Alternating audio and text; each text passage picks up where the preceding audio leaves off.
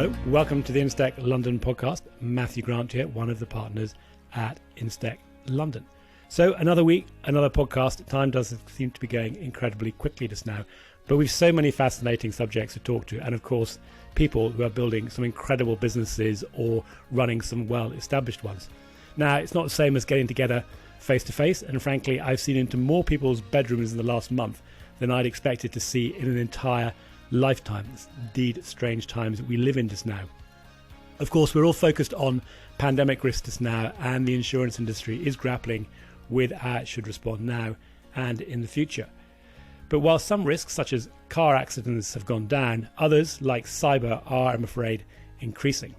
So on this episode, I'm talking to Andy Thomas, CEO of Kynd, and his co-founder, Chief Marketing Officer, Melanie Hayes. They set the company up in March 2018, but they've already established themselves as offering a valuable service to help small and medium-sized businesses understand their exposure to cyber losses. Importantly, they are also working with insurance brokers to help them identify the right type of insurance for their clients.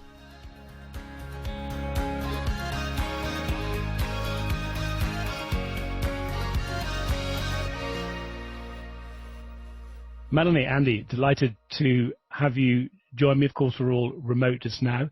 I'm really looking forward to hearing the story of Kynd and how you co-founded it. You are, I believe, assessing companies' vulnerabilities to cyber attacks, helping companies fix it, working with brokers, aiming mostly at the small to medium-sized market. Melanie, you were previously at Experian. You and Andy set up Kynd in August 2018. Andy, you've got a background at CSID and Garlic and experience for a number of years in global identity protection and fraud detection. So thanks very much for joining us. Pleasure. Thanks for having us, Matthew. It's a pleasure. Now, I can see you, but we're doing this as a podcast. And Andy, you seem to be locked away in a camper van. Is that because you're an expert podcaster and you know that's the best place to go for outside broadcasters, or have your family self-isolated you? I've been chucked out of the house to make sure that I do work during the day. No, seriously, my routine was getting a little bit fuzzy in separating work and life, and I was getting under everybody's feet. So I thought the best place to be is in one of our happier places, which is in our camper van. So that's why we've started working from here. Well, it looks tremendous. So, Andy, what are you seeing happening just now in this world we're living? We must all be more exposed to cyber attacks. It's an interesting time that we're in right now, and it's not just COVID related, because cyber was pretty scary to people maybe over the last 12 to 18 months, but getting a medium-sized or smaller businesses to pay some attention to it and actually understand what it meant to them was sometimes quite difficult, because it was just generically cyber risk and it was hackers and it was a bit scary, but maybe they won't come after me and I'm too small and nobody wants what I've got, etc. But what seems to have happened over the last 12 months or so is that maybe GDPR wasn't the trigger for people to get really concerned about cyber and consequently buy insurance, for example.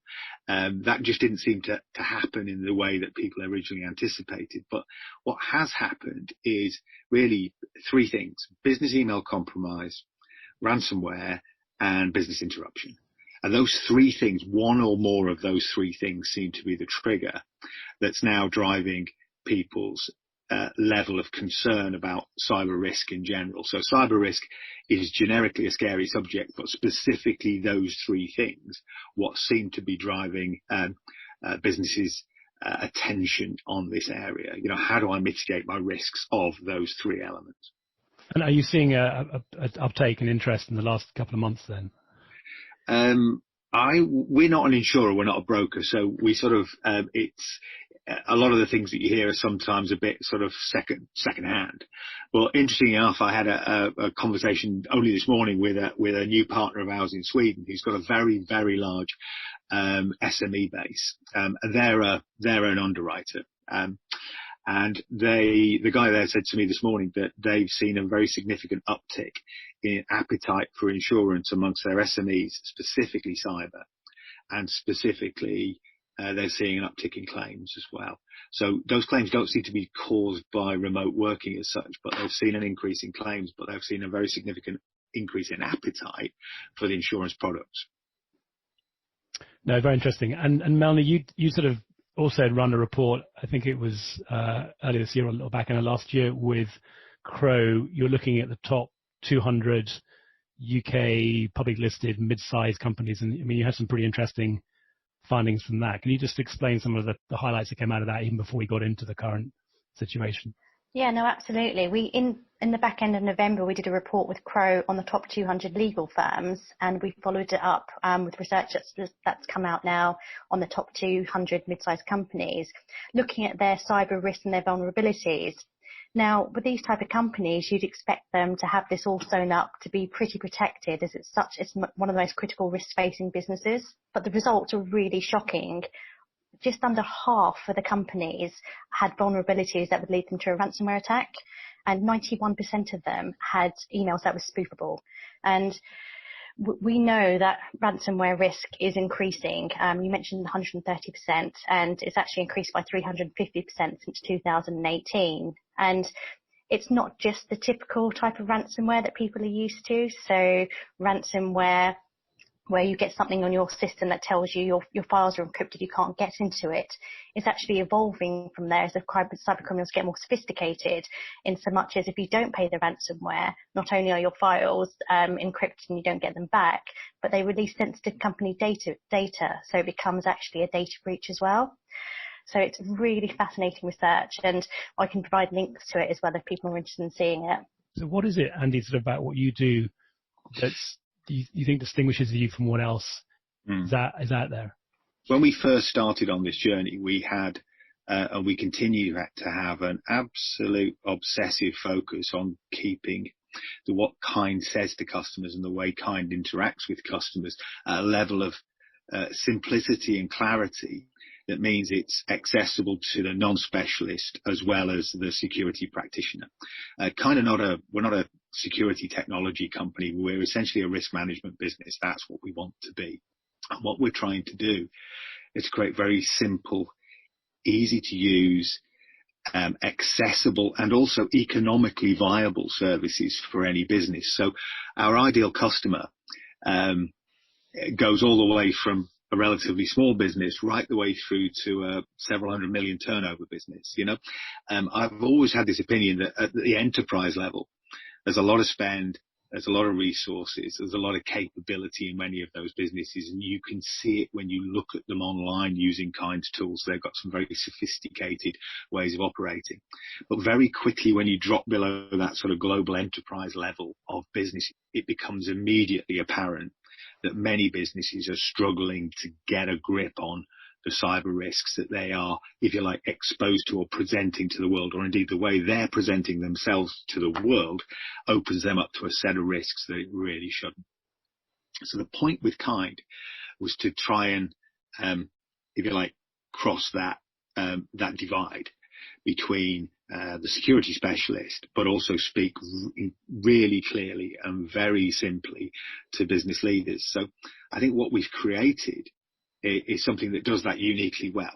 And our partners that we're working with, the way what they're trying to do with Kynd is really important. What they're aligned with what we're trying to do, which is basically, if I can give a customer a service that helps them improve their risk position, then that rate, it's not cyber risk is not a zero-sum game. It's not you win, I lose. Yeah.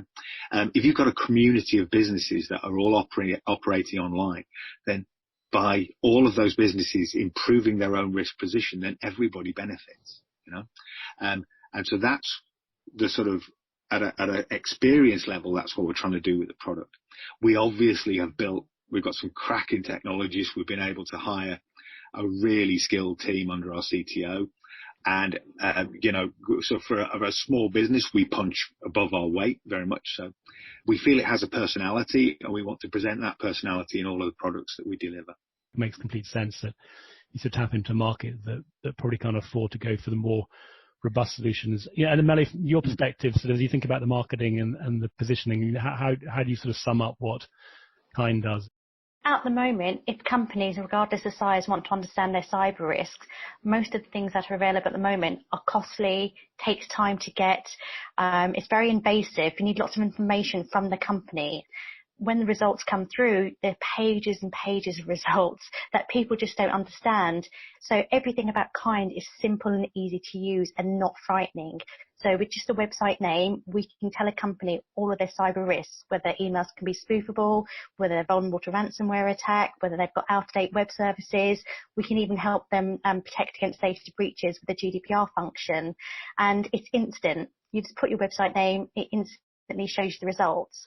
But the cyber world is always changing, so you need to be on top of it. So we constantly monitor and alert customers to any changes as well. And when you actually see if you do have a cyber risk, it's so easy to understand. If you've got more technical knowledge, you can delve deeper, but it's just simple for everyone. And it also tells you what you can do to fix things as well. Yeah, so on that last one, how so practical and effective are the recommendations you give? Do you have partners that you can then point them to and sort of tips about how to improve things? Matthew, one of the things that's been really interesting for us is actually getting Kynd to customers and seeing how they use it. And I've been really interested to see the type of questions that are coming back from customers who are using the Kynd service on their business. Everything from, small solicitors firms to larger retail businesses. And the questions tend to be not that the answer isn't clear. The questions seem to be, what resources would you point me to online to help me fix this problem? So within Kynd, the answer is relatively complete. What we give to the customer, it has to be. So for example, you're using this version of this software, which is out of date. The latest version is available here. The instructions are that specific. So we're not finding a lot of customers who don't understand what Kynd's saying to them. The next stage is really, which of these things should I fix first? What's my priority in fixing the things that you've identified? So one of the things that we've just introduced to the product is a top 5 recommended actions list that's based upon the results that we find in the product, but is based directly on customer feedback saying, okay, which things should I fix first? Now that sort of guides the customer through the process of resolution. So when they fix those 5 things, there's another 5 things in the recommended list, So we're not working on just a generic sheet of do these things. This is genuinely guidance and recommendations driven from the results that Kynd's found. One of the things that actually has really impressed me is you've been going just over 2 years. Some companies can still try and be figuring out their logo in that time. You've got a nice logo. You've got a nice website. You've got a product. You've got revenue coming in. How on earth have you managed to do all of that in 2 years? And to the extent you're willing to share your secrets with the broader world, we're really fascinated to know. Well, thank you. We've got a lot of experience in the team, from Mike, Melanie, Luke, myself. We've all sort of been on a startup journey previously, and I was absolutely certain this time that we knew the basics of the first set of products we needed to produce. So the trick is to get that product ready and get it into the hands of some customers that you can actually get some feedback from. And we've been really lucky in that our initial customers and partners that we've worked with and who are still with us now have been very vocal and very useful in their feedback about the product. So things like the recommendations thing came directly from feedback from one of our broker partners working with one of their insured clients, giving them the report saying, tell me about what this report says to you. And the first thing the client said was, this is very clear, very simple, thank you. What do I do first? So that's where recommendations came from. On the other side, we're working with insurer partners who are saying, we're starting to see a lot of business email compromise. Yeah. Now we can, a lot of that is driven by just straightforward impersonation or spoofing. So how do we put something into Kynd that can help guide customers to protect themselves against this exposure? So that's where our mail security and spoofing tests came from. You can imagine with ransomware, exactly the same thing happened. We've been very, very lucky in working with partners and customers who've given us great feedback. But we also continue to take that on board really quickly. And we have a very sort of innovative, fast and rapid product development approach as well. but also customers are actually engaging with the product and telling us how to improve it, which is invaluable to us.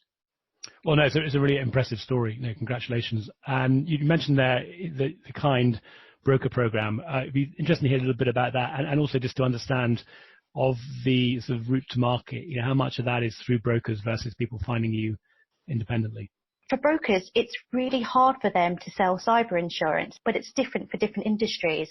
It's different for the motor industry, it's different for healthcare industry, education. Each industry sector has different needs, therefore different things that brokers need to know for these people. So we started to talk to them and look at what they actually needed. Things like all the resources, all the tools, information about different industries, the stats that they could easily access. What we were trying to unlock, Matthew, was you can say to a broker, here's a Kynd report. If you give this to your customer, they'll understand their cyber risks and might buy more cyber insurance. But the gap in that is the report itself is not enough, as Melanie said. So you need to wrap other things around the report. The report itself, I would say, is our product, is awesome, right? But also at the same time, the broker needs to be able to speak to somebody about what that report means to their client. So that's why we've built this concept of this broker buddy into the broker program. So guess what? The broker can talk to one of our team about the report that we've run on their client and get the sort of the summary view of what those risks mean before they actually even go and talk to the client and present the cyber policy, because they need to understand how those risks map to the policy and how the policy speaks to those risks, and that's what that conversation is about. Now, what we found with the brokers when we were working with them is that the guys are bright, they're really bright, and they only need sort of 2 or 3 conversations, and they're pretty much, a lot of the time, they're then sort of self-sufficient. They know exactly what Kynd's saying to them and how to position it to their client. But what's also come out of this is that if through the cyber insurance sales, through the sales process of the insurance policy, giving them the start report, give them a cyber policy that speaks to that, they bind that, and then they could be left holding the baby that says, well, actually, you've just identified a bunch of risks for me that I need to fix. How do I do that? Or where do I go to fix it? So we've introduced this sort of post-buying consultation with their client, which doesn't leave the broker holding that technical baby, and there's somewhere for their customer to go. Now, our intention is not to fix the problems for the customer. I do feel sometimes there's a fundamental conflict of interest if we're, as a risk management business, identifying risks that we then say, oh, and we can fix those for you. I don't think that's a good place for us to be. But I think we can run the client through the recommended actions and why each one's critical, and point them at the resources that they need to go to fix the problem, or indeed the way they need to speak to their IT provider or their MSP. And what we're finding, it not only works for retail brokers, but it works for wholesale brokers as well, who have retail broker relationships, because everybody's facing the same challenge. They want to sell more cyber, but at the same time, there's what's the key to unlock the door to help the client understand very quickly why this thing is relevant to them and how it can help them transfer risk from their business into the insurer where it should be. How are you finding it across those brokers? Is it still kind of in the early adoption stage where there's certain sort of motivated ones that get it and can do it, or are you starting to see that now the majority of brokers are realizing that cyber is a needed coverage, and they're actually going out and offering it to their clients? There are some brokers who are very cyber savvy, and the broker program in that place has landed really well. At the other end of the market, there's guys who are saying this is a fantastic opportunity and we want to go after it. So there's sort of both ends of the adoption curve now. There's guys who are technically very astute and know what they're selling in cyber insurance and just want to accelerate the sale of that. And then there are a lot of established brokers with established businesses who are saying, actually, we want to be in this space, and how do we get there? With cyber as well, it's constantly changing. Just as soon as you become an expert in one field of it, so you know about ransomware, you know about email spoofing, something else comes along and you have to be an expert in it. And these brokers have a big enough challenge trying to keep up with everything else. So having all of the information there, making them experts with the kind of support and information that we have, is something that they're really, really interested in. Yeah, no, it's so fascinating. And clearly brokers are always looking for new opportunities to look after their clients, and there's a kind of win-win where they can provide a product as well. That's great. I noticed also on the website you've got a free trial, always a great sucker for things that are free. Can Melanie just explain how how that works and what I get out of it if I follow up on that offer? Absolutely. Kynd is so easy to use. All you do is you sign up to the free trial and you give us your company website name that you want to scan, and we give you your cyber results so you can actually see how Kynd works, how easy it is to use, but it gives you a real indication of flavour of what Kynd can do, so you can try before you buy. We're delighted to have you as members of Instech London. Andy, we of course had you on stage. Anybody that wants to see you sort of live in front of a live audience, crikey, remember what they were like. We'll send a link to that. But it'd just be great to hear, maybe one for you, Melanie, about what it was about what we're doing at Instech London that gave you the desire to become a corporate member and support us. Well, it's funny you should say that, because I remember the first one we went to, it was packed. I mean, we were shoulder to shoulder. It was oversubscribed, and there was a really good buzz and energy to it. And we've all been to insurance events, and a lot of experience we've had is the information, and it's quite the information that comes out of there are things that you probably already know. It's the same faces, and there's no energy, and it's not particularly fun. Instech was completely different to anything else that we'd been to. The people that got up on stage, including Andy, were telling us things that we didn't know. We met some really interesting people, and it was a fun event. It was buzzy. It was a different environment to things we'd seen. And just from that one event, we actually caught up with Crow, who we did this research with, and we started a relationship there. We spoke to other people, and it's really helpful to have that environment where you can talk about insurance, you can talk about issues, but in a non-formal way and in a really interesting way as well. So we took that on board and went to a couple of other events. And yeah, we just thought this is something that we can actually benefit from, and we can help members of Instech, but also Instech helps us, which is why we joined up. So thank you, Matthew. No, thank you. No, it's part of our sort of pay forward philosophy, which is to get you on stage. And I think, there are some other events out there that look like they've been practicing social distancing for many years. If you went to we're going to struggle to do that and keep the spirit going, but I'm sure we'll find a way. Well, it's been fantastic to have you both joining us. Andy, any final words before we let you go, and hope somebody will let you out of your van at some point and let you back into the world? Well, while we've been recording, I have had my post delivered through the window of the van, so yes, all is well.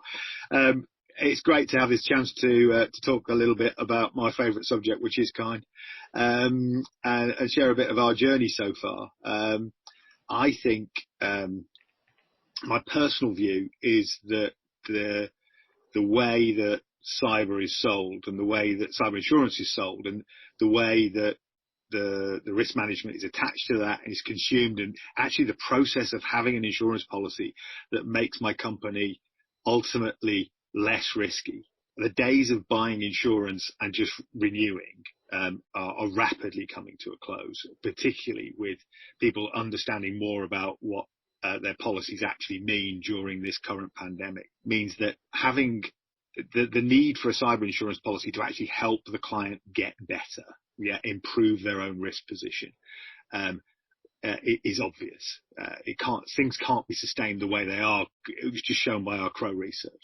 My hope is that over the next 12, 24 months, that policies will see customers renew in a better risk position, and the customer benefits from maybe a reduction in premium or a reduction in retentions, and the policy to reward that behaviour.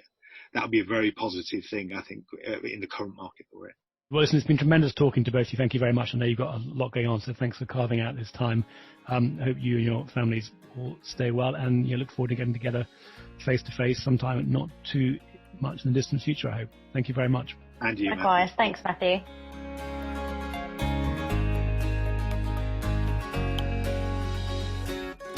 Well, people have found many innovative solutions to working from home, but this is the first time I've interviewed anybody from their camper van. Do let us know, by the way, if you yourself have found out an unusual but successful place to work from during lockdown. Now, I mentioned earlier that we have a lot of people lined up to talk to, and the podcasts themselves just really are not enough. And also, of course, we're all missing our face-to-face events. So if you haven't already discovered our live chats on our Bright Talk channel, and you're finding these podcasts useful, then you might like to check out what we've got coming up, or indeed what we've been doing. We've run quite a number already. Now, we think we've managed to channel some of the spirit from our live evening events into these 45 minutes chats that'll be happening during the day, not in the evening. And they've got the usual lively discussions you've come to expect from us as we search for the truth behind the hype with some fantastic guests. They're free to join us, and you can ask us questions as we go along.